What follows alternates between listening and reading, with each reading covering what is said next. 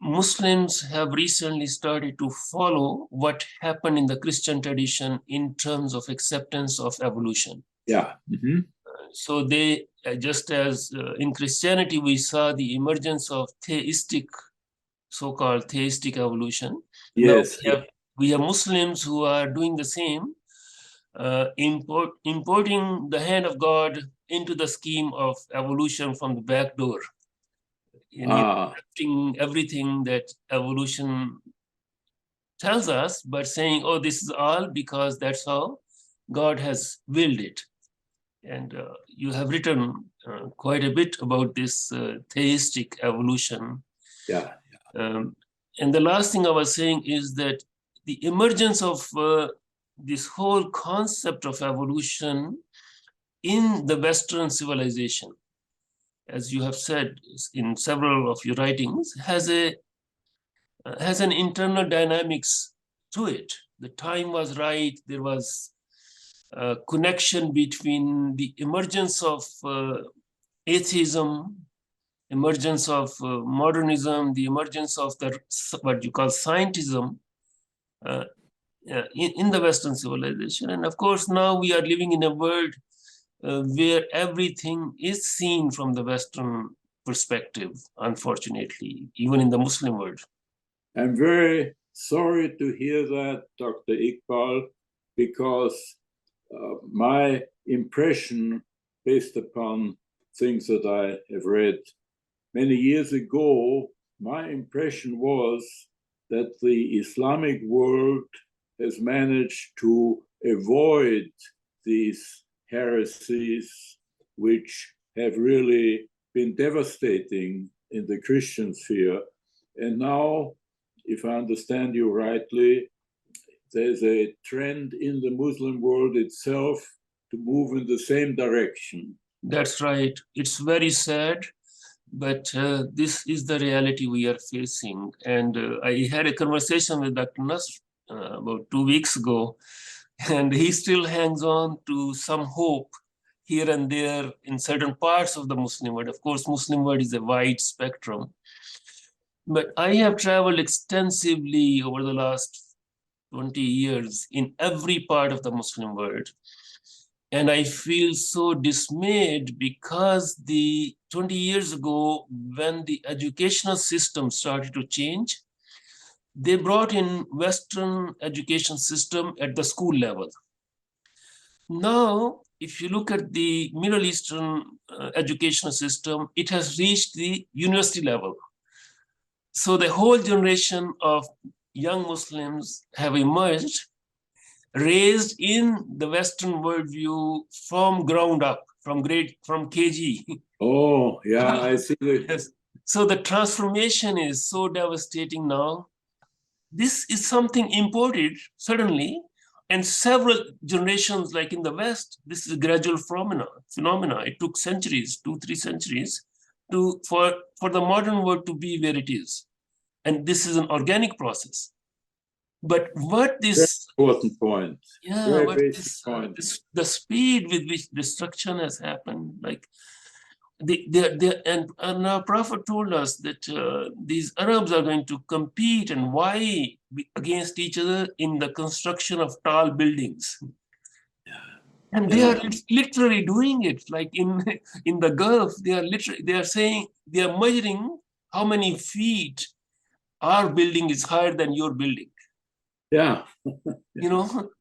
This is very true. The modern world, by its very technological source, has a tremendous impact. I don't know what adjective to use. In a sense, it is spiritual, but in a bad sense. Yes, yes. The very use of the internet, for example. Exactly. This is has its great advantages. Right. Obviously, we're talking this morning, but there's a cost, there's a price. Huge. And I think it has a big impact on not only the psychological, but the spiritual life. Definitely. And I think, when I think, for example, of my early experience of visiting sadhus in the Himalayan region, everything they used was somehow from the earth. Yes. And which means that it had a double meaning. It had a physical and also a spiritual meaning. Exactly. And this has been lost.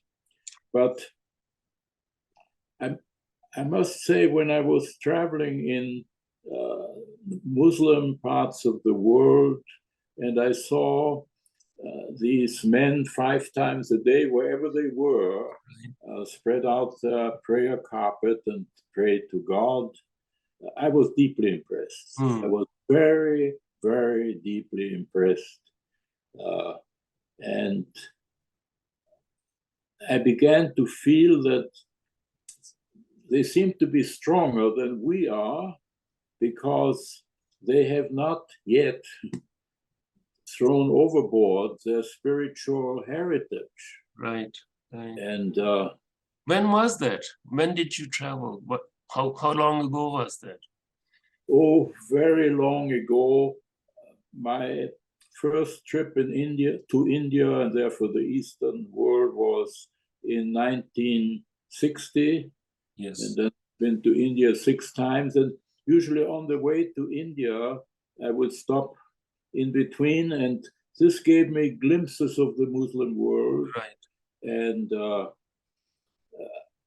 I can only say that when I saw these people forget everything, yes, and bow down before God, I was deeply impressed. right. It happened once when I was in a waiting room at the London airport, and there was an older man, and we were all sitting in this crowded waiting room, and yes. At the appointed hour, he spread out his carpet, and I could see that he is not aware of any of us. We don't matter, we don't exist.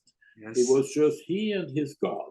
Yes. And I thought it was very, very beautiful, and I had deep respect. Right, right, right. And this we have lost in the West. I mean, yes. There may be a few isolated individuals who live that way, but even in our churches, there's no concept anymore of that, this kind of religion. Yes, yes. How do you keep hope with this force, this evil force is gaining more momentum and more force by the day, with every new invention, with every new, like the way I live here in Canada, but my spiritual groundings are somewhere else. I just, my body lives here. But when I see destruction at a scale that, within this one single lifetime, as if it's been several lifetimes, Yeah. You feel a sense of, you still hold on to hope, you still believe in God, you still have this inner strength, but the speed with which things are going, there has to be some counter force somewhere. I, along with so many other people, I would say most people who still adhere to their religion, I believe that we are heading into very difficult times. It's not the end of the world, but what in Christianity is often referred to as a chastisement. Right. We have offended God in such a huge way that in God's justice, we will have to bear the consequences. I'm confident that he's not yet ready to wipe out the human race, and God willing, in the end of it all, there will be a victory, but we're heading into very difficult times. Do you see that acceleration as well, the acceleration of these difficult times, like even just during the last 2 decades, how the black darkness has been exceedingly conquering more territory, more hearts, more minds, more people? You see that? Yeah. Yes, I think you're absolutely right. You know, it's like a stone rolling down a hill. The Gaining further more. it goes, the faster it goes. Yes, yes. And this is why a point will have to be reached where, as it were, God speaks. Right, right. So I fully believe in this idea of the chastisement. I don't think it will be the end of the world, not yet, but it will be the end of a certain segment of civilization. We're not just going to go on and on and on as we have been going for so many centuries. That is impossible. Right, right. And I believe that there will be much suffering, that many people will not survive it, but God is in charge. Yes. And that's all I can say. Therefore, I'm basically an optimist, but I think the civilization that we are now witnessing and exteriorly at least are part of, that civilization does not have long to go. Right, right. This Martin Lynch has this wonderful title, The 11th Hour, one of his very short books. Yes. The 11th Hour. I just love that book. It's yes. Yeah. He was a wonderful man. I corresponded with him a little, and he was a wise man and a very good man. Yes, very good man. His insights are even more penetrating than Schwann's. That I find it at certain level of contemporary realities and how he experienced the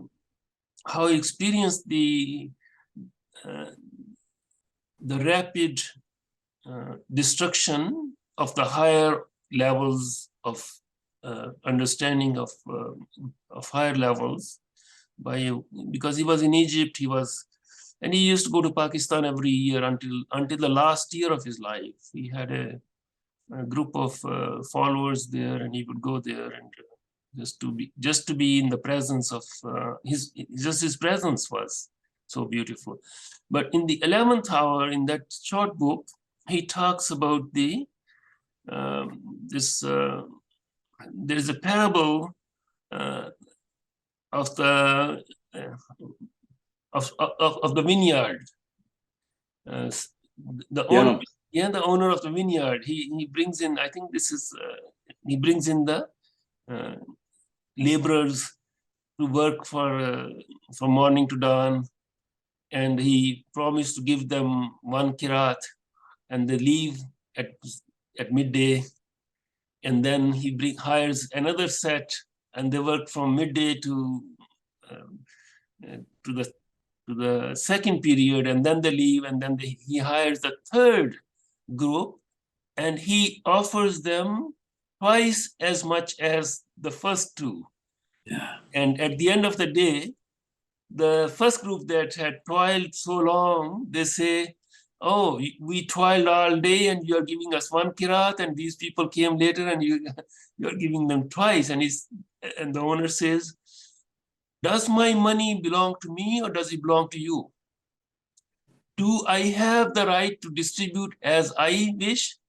Am I not giving you what I promised to give you?" Yeah. That parable, it always fascinates me because it is from the biblical tradition, but there is a saying of the prophet more or less to the same, pointing to the same reality, that those who came later would be rewarded because, and the explanation is because their struggle was more difficult. Like had we lived 1400 years ago? I never heard that. I was always puzzled by this parable, right? And I still feel that there is incomparably more in that parable than I now understand. I see. Yeah.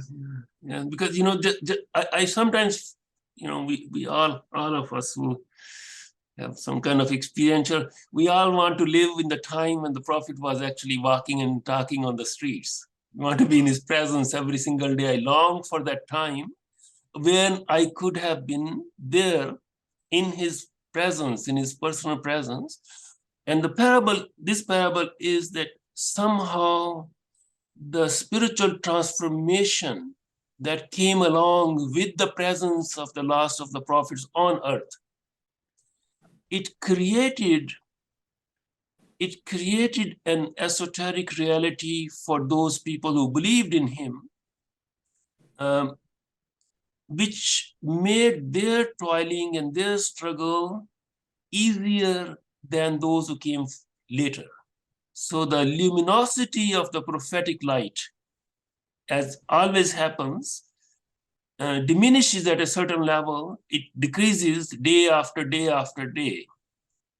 Therefore, God in his justice knows that 1400 years later, this slave of mine, this devotee of mine, struggling, has more difficulties. He's dealing with more darkness around him compared to when the prophetic light was there. So in a way, this continuation of the human journey, it's totally opposite to the evolutionary narrative. Because spiritually, we are entering more and more darkness as we move away from the time when the prophets were on this earth. Yes, yes. Like those Jesus Christ, like himself, just his presence, just imagine like the light that came out of him, the light that came of any prophet. That light, that luminosity, the physical actual presence as we move further and further away, is harder and harder to access.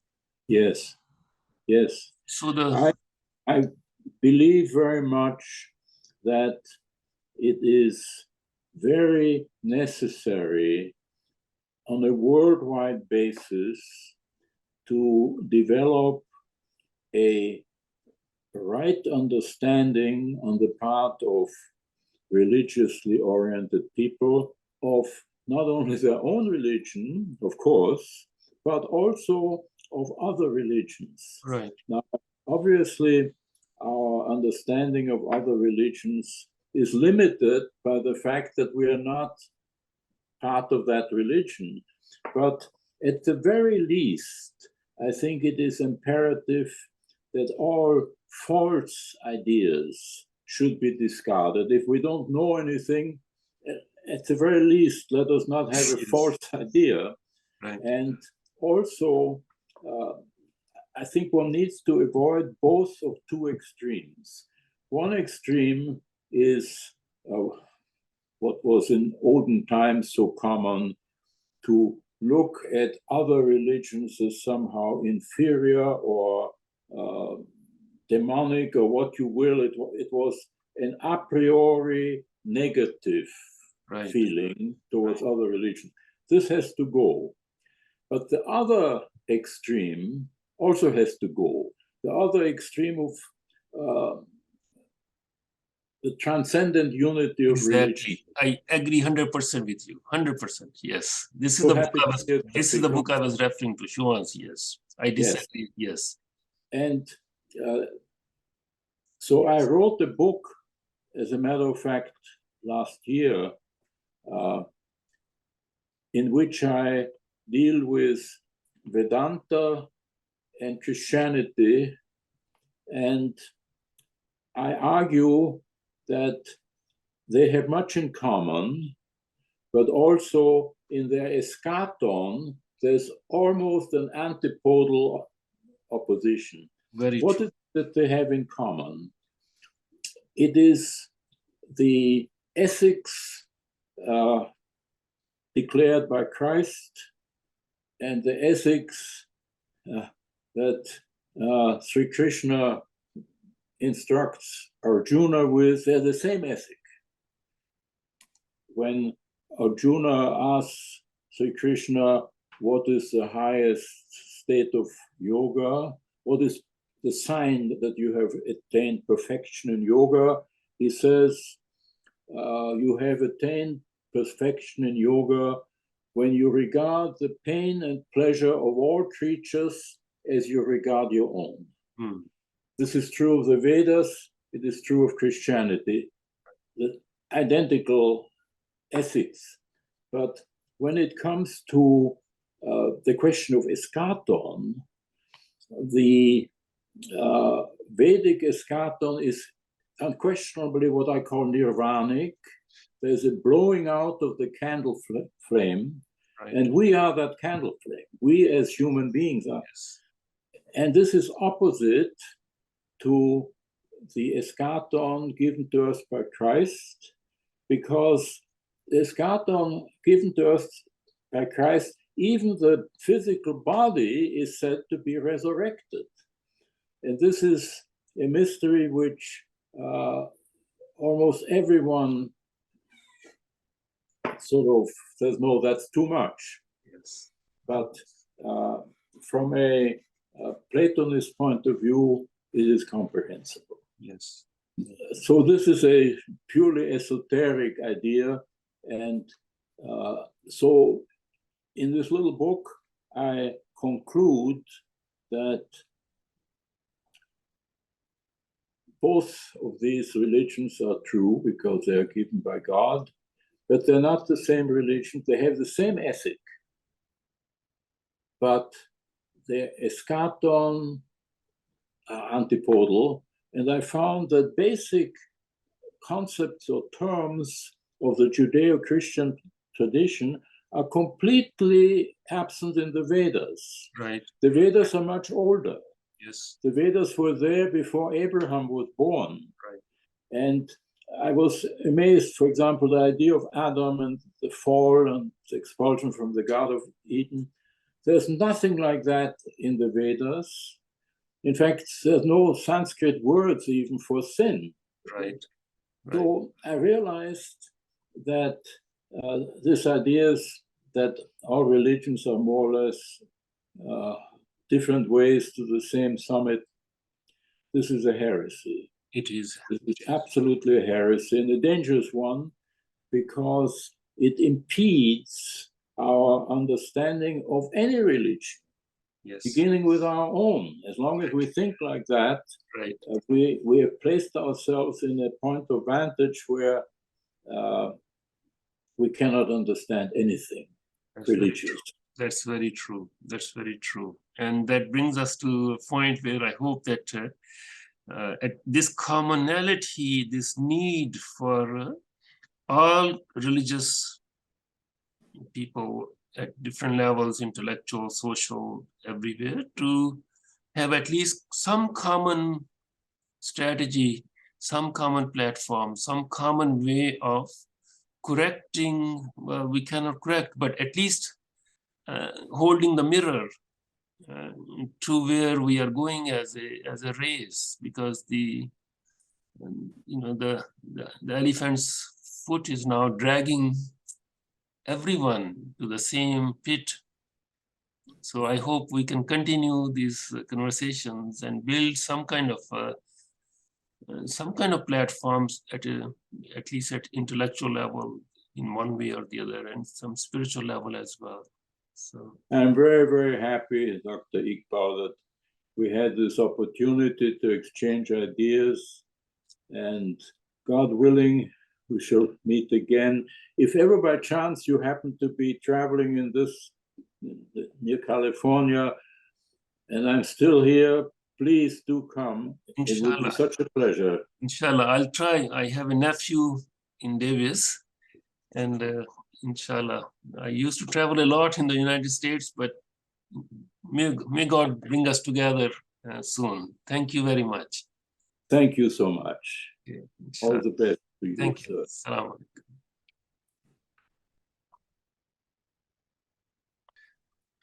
Bismillah ar-Rahman ar-Rahim. I'm very glad that you have brought this issue up, although over a decade ago, you and I already had a discussion about it. It's a very important issue. Let me just say something for a few moments historically. When the idea of evolution first came up in England, Charles Darwin was an Englishman. It spread rapidly in England and henceforth in its colonies. The continent especially France, which also had large colonies, was not so avid because didn't take pride in Darwin or anything like that. Of course, later on, French intellectuals also became evolutionists, but it did not try to spread this teaching in its schools, where it had colonies in Algeria, West Africa, other places, in the same vociferous and forceful way that the English tried to do so in their educational system. So wherever they went, they tried to propagate that. And it was especially from the subcontinent of India, with one or two exceptions from Egypt, that there arose the first sort of Islamic espousal of evolution, or even discussion of evolution, which you know better than I will not get into. And as far as the rest of the Islamic world, for example, Iran was always a major intellectual center of the Islamic world, and most other Muslims, Syria, other places, that awareness came in the 20th century. Right. And not earlier. And many people were not and still are not aware of the challenges that it poses Right. to Islam as a religion, as it poses to all religions. Right. And the strange thing is that these younger Muslim generations or this generation has come to the fore, as I'm talking about evolution, without having any knowledge of Islam itself, really, Yes. in its intellectual and scientific and philosophical aspects, that they are not fully aware of all the criticisms which have come about concerning the evolutionary theories since even the last time we spoke together. Right. Because there have been criticisms from biological point of view, pure scientific point of view.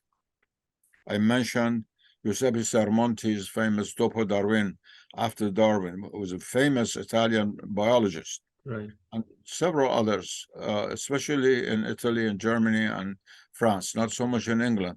There is, it's kind of national figure. It's more difficult to attack Yes. Darwin in England. It's like attacking the flag or something like that. Right. Secondly,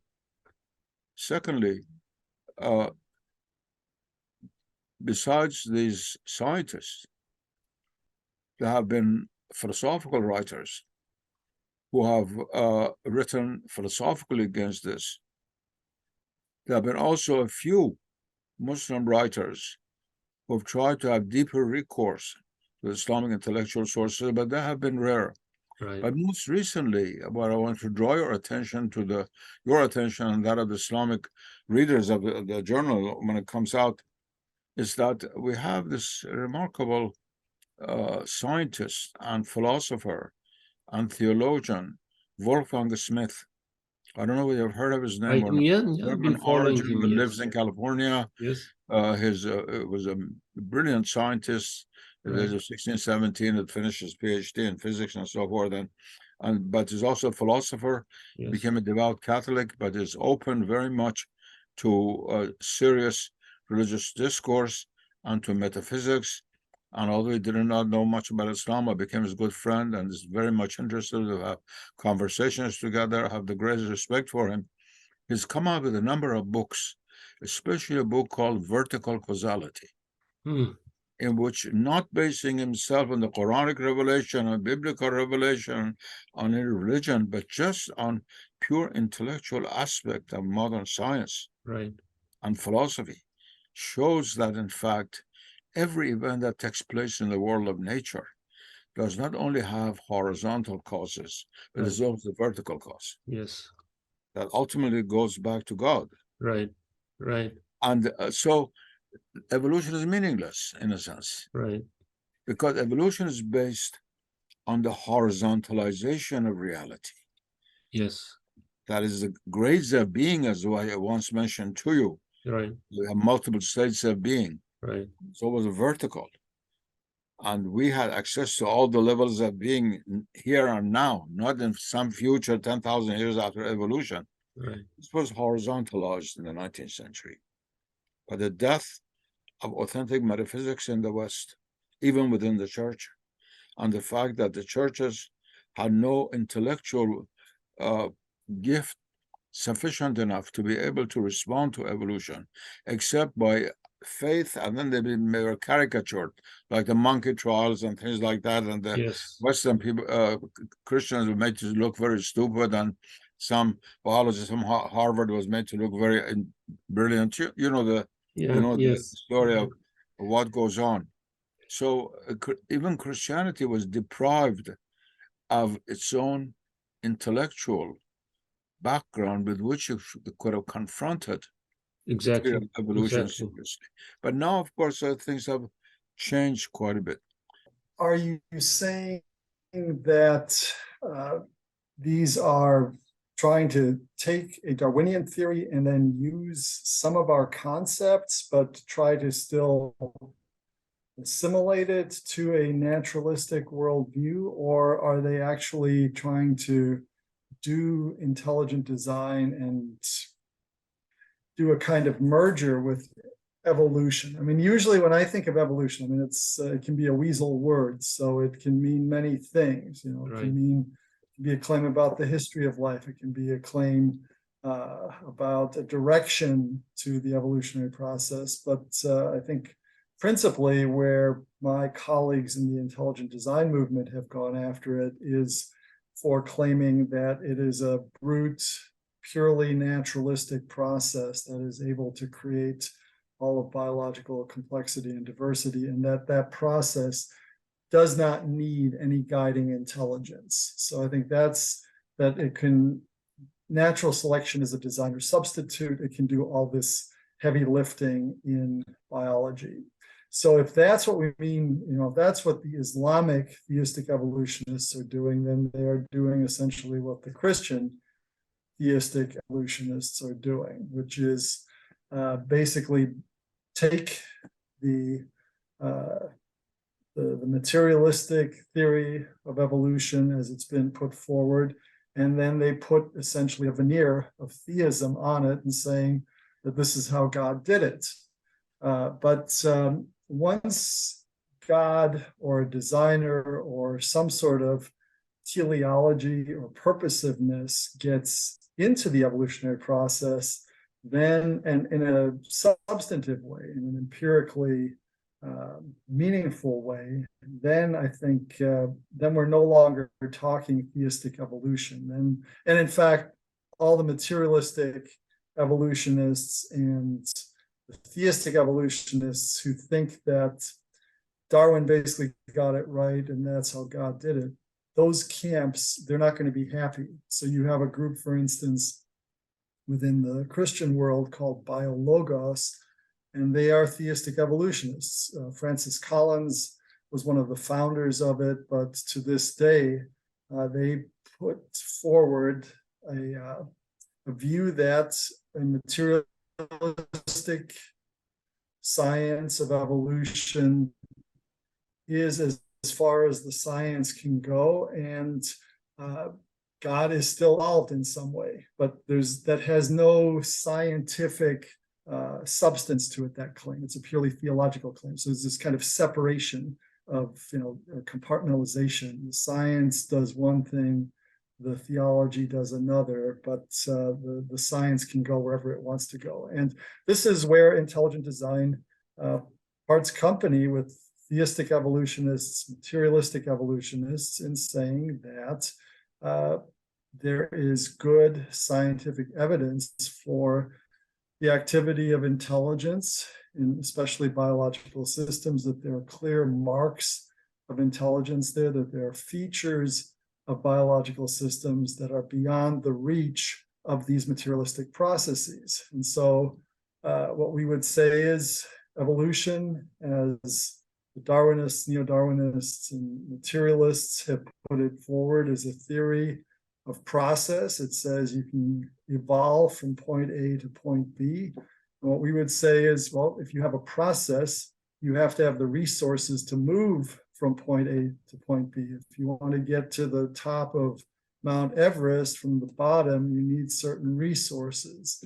A pogo stick, for instance, or some springs attached to your shoes are not going to get you there. And so you're going to need some equipment, some serious equipment to stay warm. And if you cannot are going to be up there for any length of time, you're going to need some extra oxygen. So there are various things you're going to need.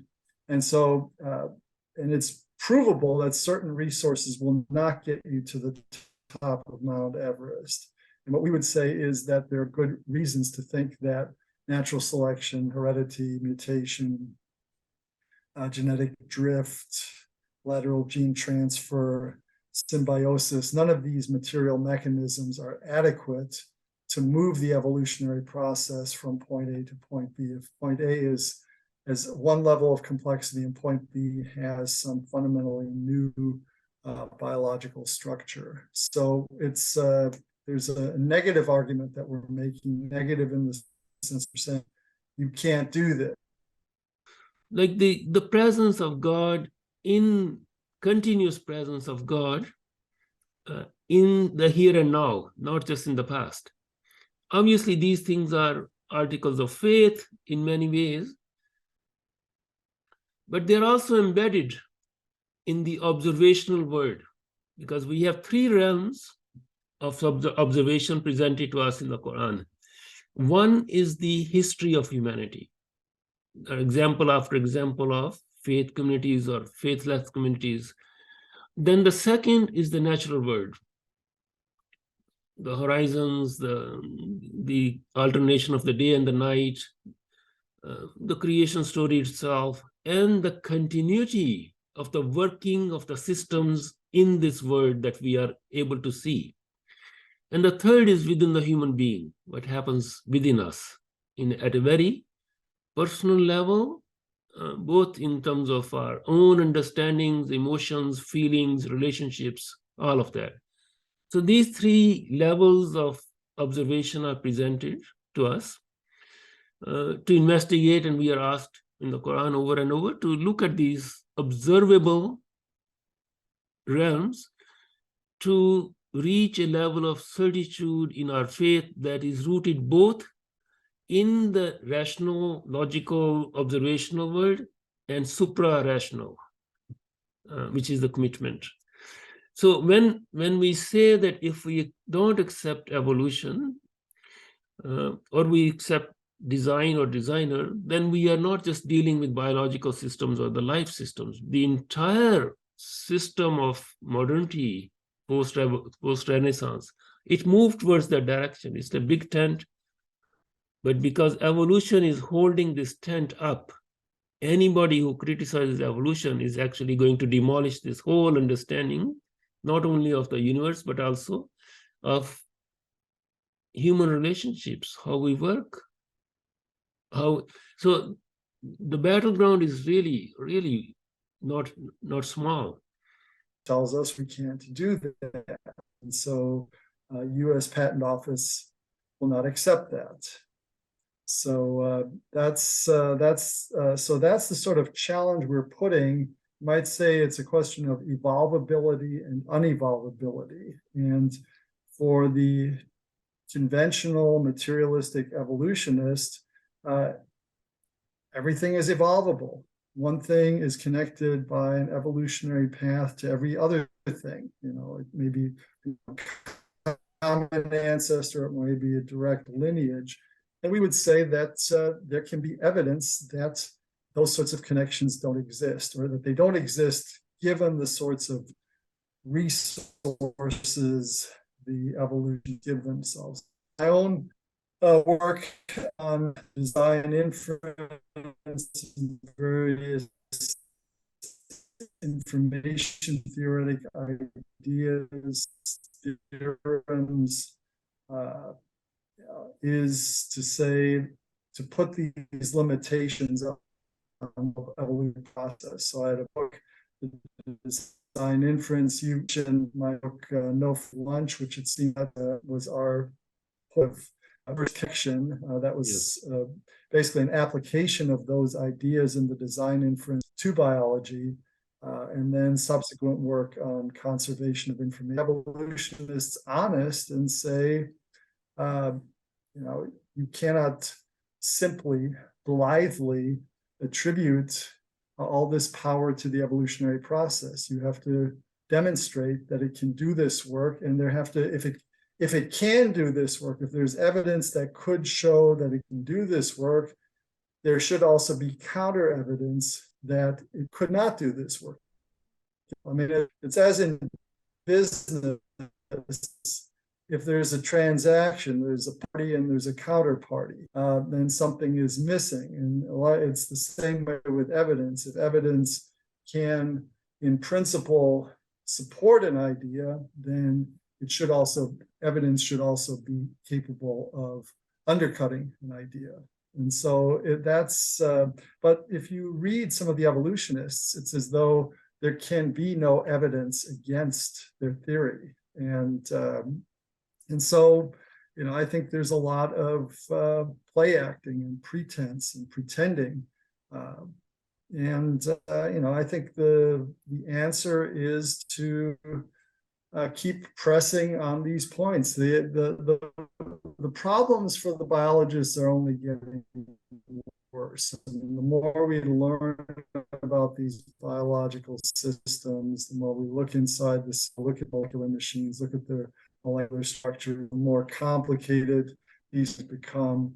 And also the more that we ourselves are developing in other contexts. So, you know, digital data embedding technologies, where you embed one message in another. We seem to see that in the genetic code. So there are all sorts of things that we have independently developed, design technologies that as we look deeper into the cell, we see those. And that, it seems, is very powerful evidence that there is real design there and not just an appearance of design.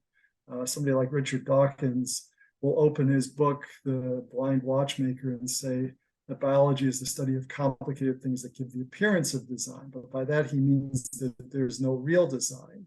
Well, if it merely appears to be design, what would it take for it to be really designed? You know, and so I think we are holding people's feet to the fire. And I would say, you know, it's, you know, you're in Canada, I'm in the US, and it seems that, especially in North America, there's just great resistance to these ideas of intelligent design. But if you look across the globe, there are places where there's greater openness to these ideas. I believe in Brazil, there's been tremendous openness where the universities invite these ideas. And I've certainly had very friendly interactions with Muslims who've invited me, for instance, to, I believe, Turkey. I know I had an invitation from somebody to Iran, and I was open to doing that. I think, you know, to your point earlier, after 9/11, things just, you know, and then with all the conflicts that the US has been involved with, it's just been difficult to do that. But, you know,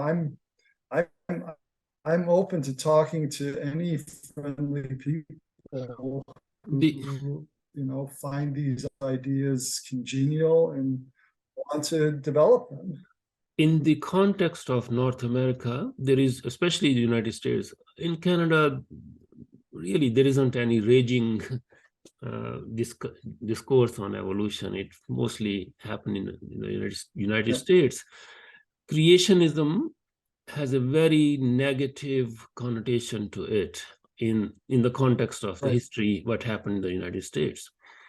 So that term itself has become problematic to use. But one of the criticism for your work, for the whole intelligent design movement, is this is just creationism in another name, with another name. Like this is what they... Now, of course, from our perspective, creation has a different connotation. The word creation in the Quran has tremendously, it's just very different connotation. So when in English we say creationism, something else is involved, which is not really true in terms of Islamic concept of creation, meaning the 6 days, the young earth, the rest of it. Right. The Quran does not have those terminology. It doesn't have a time frame for creation. It doesn't have all the stuff that came in the Christian circles. Personally, I have no problem with the word creation at all. Yeah. And the fact that the Quran over and over invites the readers to look at the design. This is so fundamental connection, my own connection with your work when we first met, or even before we met. Like this, the word design is just embedded in the Quran. It's just, you cannot escape the word design. Wherever you look, Okay. there is a design, it says. You just have to look. You will find that these are not random things. Then verse after verse just tells us there is a designer. Otherwise, and there is only one designer. This is the second aspect, because it says if there had been two, there would be internal conflict. You cannot have a system working with two designers. So these are fundamental Quranic concepts. We don't even use the word theological concepts, because theology has a different connotation. We are talking about a plain text that has remained stable over the course of its history of 1400 years. It has its own system of interpretation, and within that system of interpretation, over these 14 centuries, there has always been this understanding that there is a design. Like we have scholars writing about design in the 8th century, in the 9th century. Imam al-Ghazālī wrote tremendous amount of works just pointing to the design. He gives the example of the honeybee. He takes up the cell, individual cell of the honeybee, and says, why is this hexagonal? Why is this not a square, not a circle, not a triangle? He goes through all the possible combinations and comes up with this incredible logical conclusion that had it been circular, circles won't stack to give us a stable overall beehive.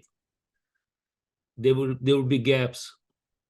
And he says, well, circles do stack properly without leaving any gap, but have you not looked at the shape of the bee itself?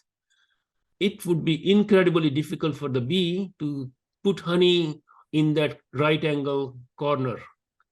It wouldn't be economical for the bee to use a square cell of the beehive. Same thing with triangles, same thing with every other shape. And he concludes, hexagon is the only geometrical structure that provides the maximum space for storing honey with the least amount of beeswax and provides maximum stability. He died in 1111.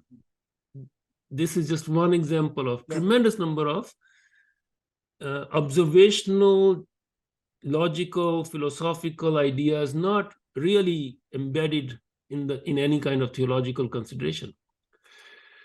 And he says this, obviously he's not saying this could not have evolved, but if we use those arguments, the bees would have to have lots of international conferences and experimentations to come up with that kind of structure. Yeah. At the precise angle of 190.7, like the angle at which these hexagons stack in a beehive. Of course, Darwin had a different explanation for it, that this just evolved. This hexagon, he gives the example of the hexagon, he gives the example of the honeybee. And no one has ever come up after Darwin to give us any other explanation other than the design argument. In this one, this is just one. But obviously, those Muslim scholars and scientists did not have the tools that we have now. And what has been achieved by experimental science, like I'm especially thinking of Michael Behe's work, for example, these are incredible resources and proofs of the existence of a design and hence a designer. Mm-hmm. Why is intelligent design movement not interested in affirming the designer and only focuses on design?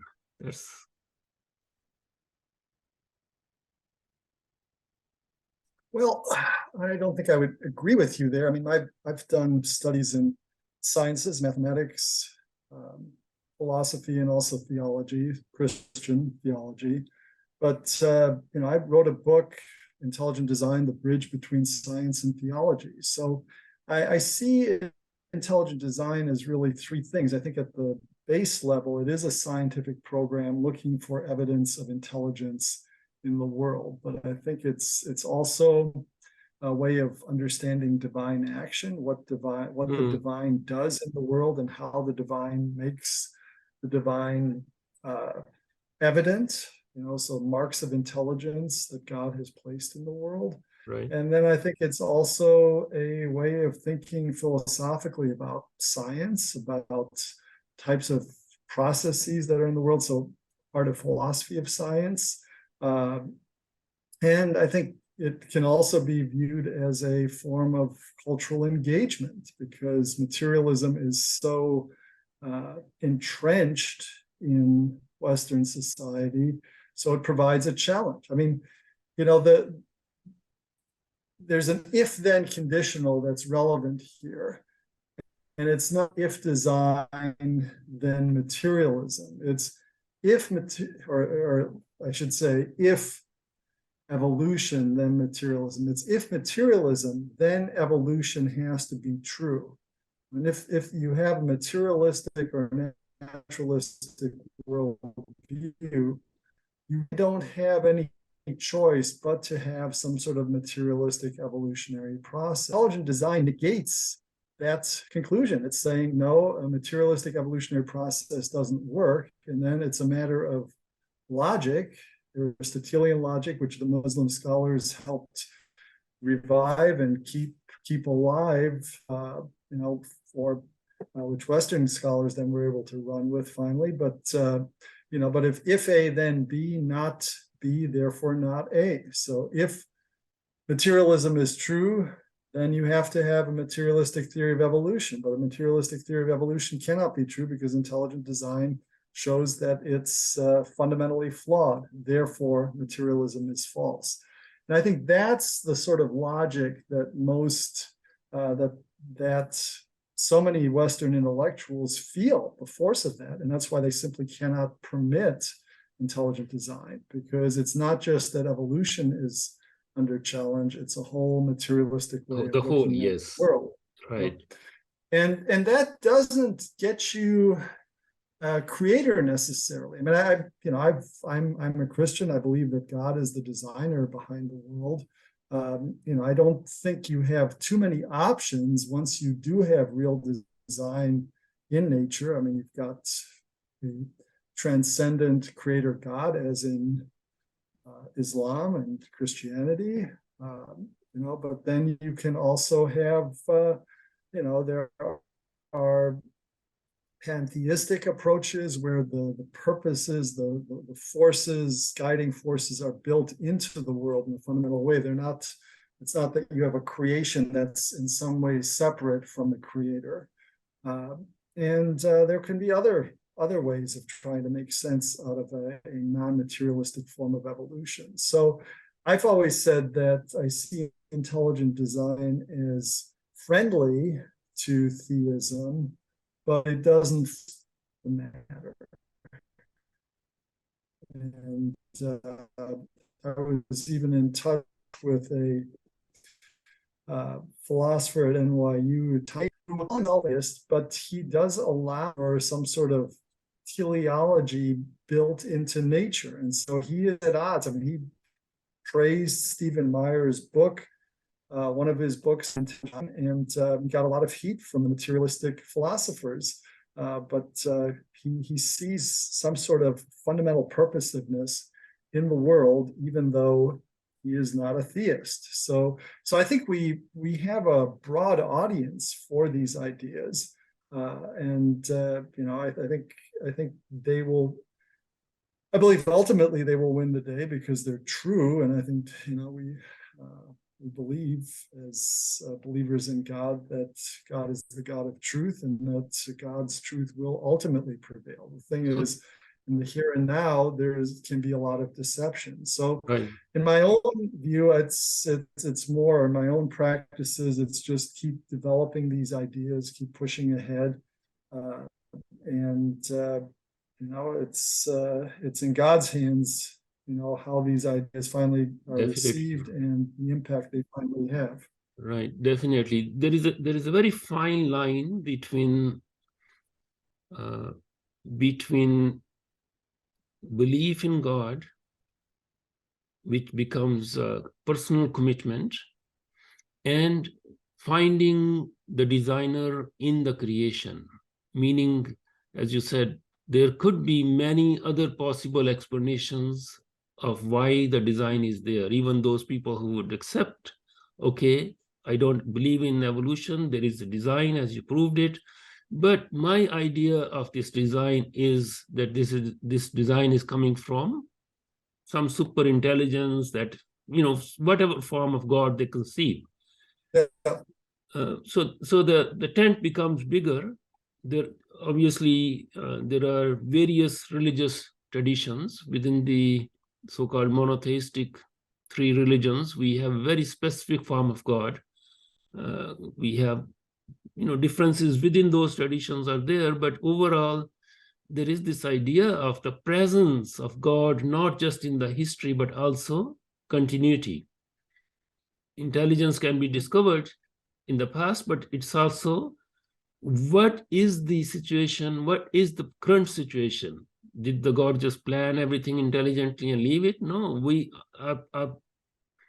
our belief and also observation is that no, it's not a one-time clock that was made, but it's very functioning even to this day, at this very moment, requires the continuous presence of God in the processes that we are seeing.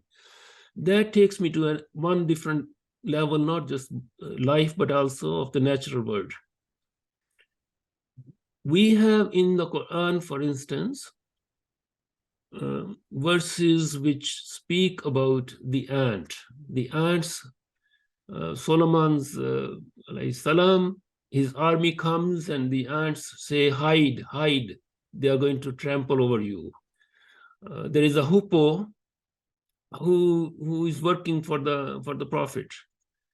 There is this ayah about the hymns of the mountains, about the rain not coming without the permission of God to whatever place it comes. Like the presence of God, in continuous presence of God in the here and now, not just in the past. Obviously, these things are articles of faith in many ways, but they're also embedded in the observational world, because we have three realms of observation presented to us in the Quran. One is the history of humanity, example after example of faith communities or faithless communities. Then the second is the natural world, the horizons, the alternation of the day and the night, the creation story itself, and the continuity of the working of the systems in this world that we are able to see.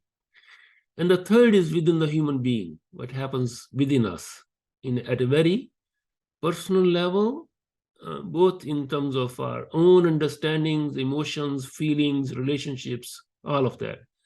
So these three levels of observation are presented to us to investigate, and we are asked in the Quran over and over to look at these observable realms to reach a level of certitude in our faith that is rooted both in the rational, logical, observational world and supra-rational, which is the commitment.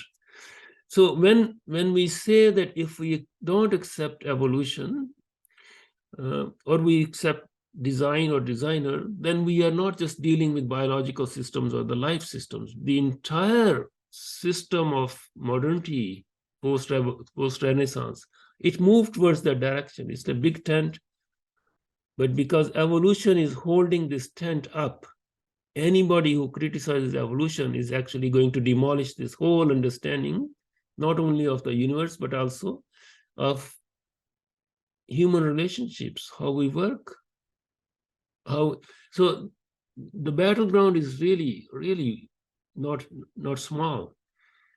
So when I said that intelligence design movement is pushing for the presence of design and the designer, and I have to look up your book you just mentioned in more detail. Is there a continuity of this whole effort to reach the other realms of our lives, other than just what we observe in the physical world?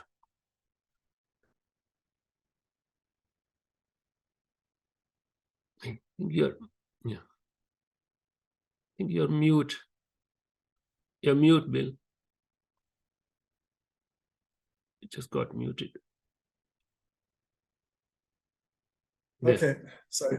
Yes. Yeah, so within my faith tradition, there's a fundamental distinction between God acting in redemption and God acting in the physical world. And so, if you will, general revelation, special revelation, God reveals himself in the world, and then also in our lives. And so I think, to your point, I think there's the world that you mentioned, history, and then also the person, and then that person acts in history. And that history is a history in which God acts redemptively to draw us to himself. So, it seems to me that design, once you reflect on God, then I think you are forced to a view of creation, and creation without the ism, so no young earth creationism, but just that God is the creator. Right. And that's, and that is absolutely right. But then, simply a doctrine of creation, I think, only takes you so far. Then you still need the personal aspect of it. What is God doing in individual lives? How is God going to do himself?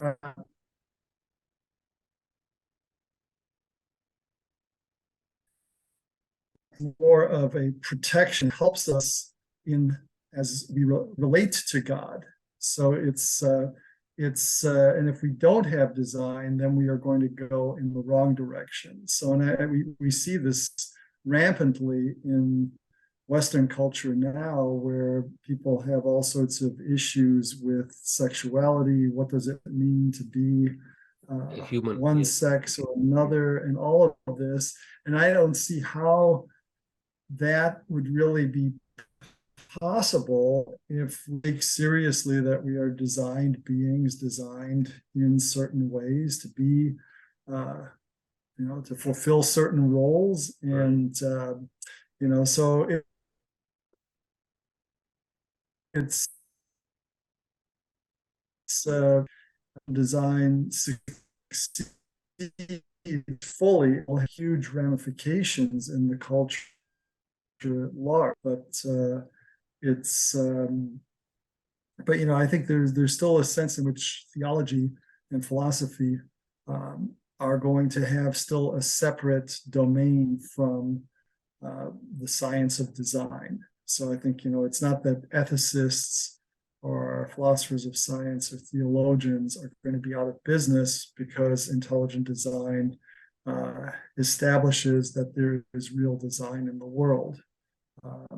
So I think there still is room for separate disciplines, but it does seem that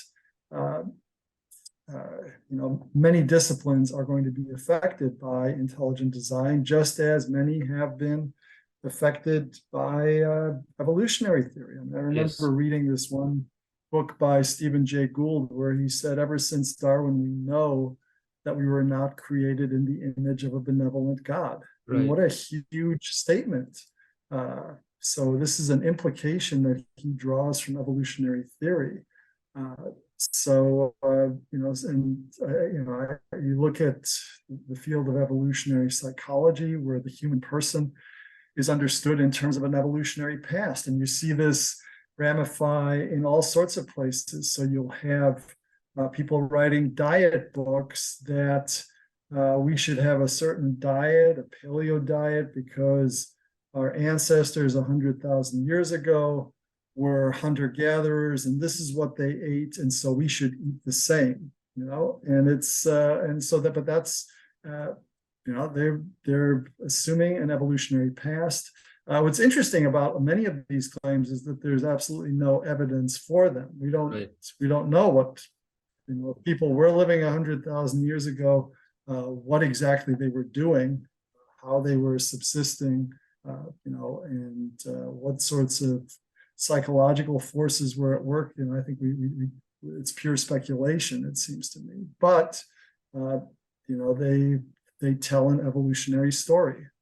It seems that it just evolutionary theory has been hugely influential. Yes, everywhere. History, psychology, Yeah. anthropology, like our whole understanding of human history has been changed ever since this theory took hold. Not just the natural history, but the human history as well. Like we are the lens that was constructed, the lens is flawed. It's like, it's just, it was, I wrote 2007 or 8, the intellectual background of Darwin's arrival. The Western civilization had reached a certain point when he came. His timing was just perfect. He could not have come sooner or later.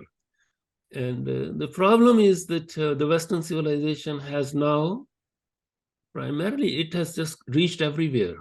I despair from this. Despair I'm using within quotes, because I don't despair really, because I believe in God's action as well.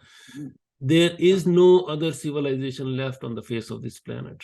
You go to Mecca, you go to Medina, you go to the heart of Islam's traditional homelands, everything has just transformed.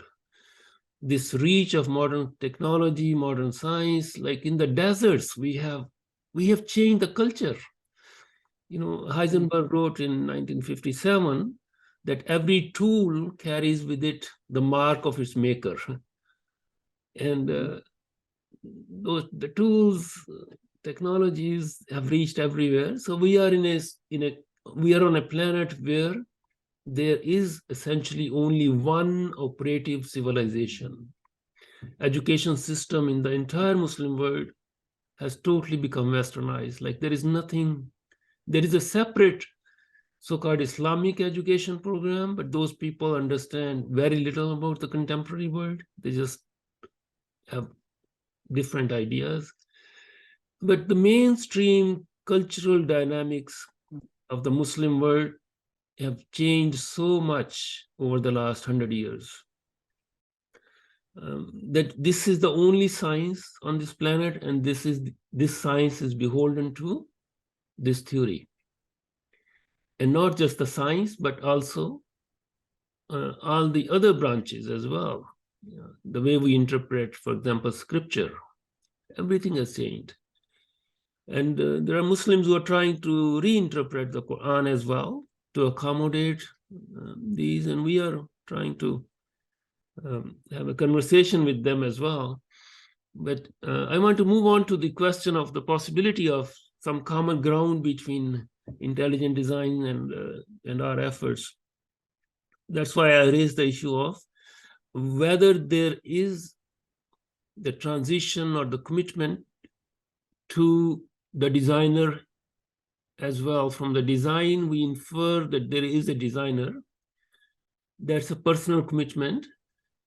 But does that personal commitment gives us enough to re-establish the parameters, the framework through which we see other disciplines of knowledge, not just science, history, anthropology, economics, even politics, everything. Because once we have the designer, once we have reached the conclusion that there is design, there is designer, not just in the past, but also now at this very moment, that brings in the moral, ethical aspects of that belief, just as those who do not believe have their framework of living and working and establishing relationships in a world that just came into existence on its own and is going somewhere which we don't know and is not being directed. So there is the possibility of faith communities reaching out in the realm of provable evidence, and from there also in other realms. Yeah. Well, I think you can. So if you have intelligent design, I mean, it seems that there's certain natural sphere of applicability, biology, cosmology, looking for structures there that will call forth design. Now, if you go to other areas, history, for instance, certainly as a believer in God, I think God has a purpose. God is guiding history. God knows where history is going. But it's not clear to me just what God's purposes are, at least in the broad, full sense. Right. I may see in my life certain patterns, certain things that happen, and I can say, "Oh, God acted, God guided me in this area," and so I have an interest. I'm in this place in my life rather than in that place. So I have that sense or sensibility. But so I think this is one of the principles in my own work on intelligent design, that there can be false negatives in the sense that we don't see design, and yet there actually is design. And usually that's because we just don't know enough. Right. So that's I think that's something that will haunt us. I think we won't be able to get around that, because God does not reveal everything to us. God And our gives intelligence us, is also not infinite. Like we are limited. Right. We are limited. Yeah. So one very fundamental aspect of design, in not just in the natural world, not just in biology or anything, but the design itself, in all its dimensions, is connected with what happens after personal death, the death of the cosmos, the death of everything, like what happens afterwards. And obviously people of faith do have some idea of the future of another kind. I'm sorry, the connection's not very good. I mean, no. Sometimes it helps if I just remove my picture. Would that be okay with you? Yeah, sure. I think that would take some of the bandwidth away. So I'll just repeat what I was saying. Please. I was saying that the design that is observable in the cosmos, in the biological systems, within the human body, in the beehives, activity, everywhere, if that is taken to its logical conclusion, and we say this design is here because someone designed it, that means there is a purpose. No one designs something without a purpose. Everything that is designed has a purpose. What is this purpose? We don't have the intelligence to fully comprehend God's purpose. But I was saying at some level, there has to be a future after the personal death of a society, death of a nation, of a whole community, even the cosmos itself. So that takes us to a life that is designed to be there after this life. that is built into this whole issue of purpose is built into the design itself. Those who do not believe in the design, and hence the designer, have to construct their own self-constructed futures, individually and collectively, and for the whole cosmos as well. So that takes us to a very different dimension of the design. Go ahead.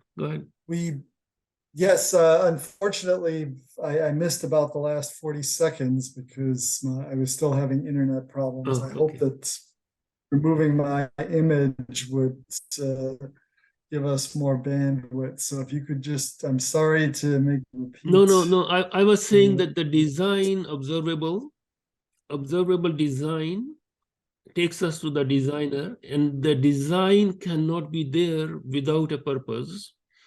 And the purpose cannot be limited to what is present or past. There has to be a future for it.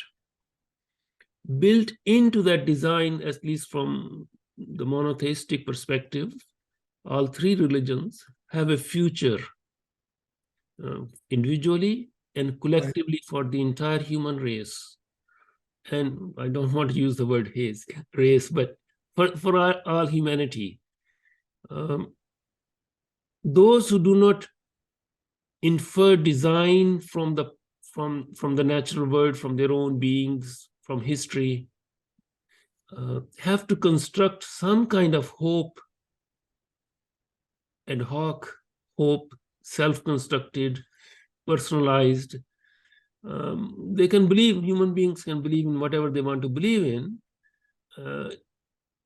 But I think the point I'm trying to make is that built into the inference of design from the natural world around us, from the beehives, from our own selves, is a built-in, inseparable aspect of the future. We cannot totally comprehend what that future would be like. We don't have any way of figuring out. So that is a common ground for building on, within the faith communities, some kind of moral hope that is anchored in the observable universe because of design. I don't know if I'm coming across, what I'm pointing out is that there is perhaps need to write something more on that aspect. Well, I think it certainly seems right to say that if there's design, there's a purpose, and purposes tend to be future directed. I mean, you're trying to accomplish something with the design, so that what is that you're trying to accomplish seems as downstream from the actual implementation or creation of the design. So it does seem that there's always a future dimension to design, and insofar as there is a design to our life, to our history, to what God is intending for us and for humanity, there's a future dimension to that, and that's going to be very important. But as we said earlier, there's also the question of our own knowledge design. I mean, even in biology, it seems that we're only scratching the surface of complexities inside the cell. So it's and do we ever, with our finite intellects, will we have a comprehensive grasp of what is going there, to say nothing of our lives, of history? And it seems, I'm not convinced that we will. I mean, there are certain what philosophers would call toy problems, or very simple stylized situations in which we do have comprehensive knowledge. For instance, the game of tic-tac-toe, where you try to get 3 X's or 3 O's to be in a straight line in a Right. 3x3 grid. We fully understand how that works.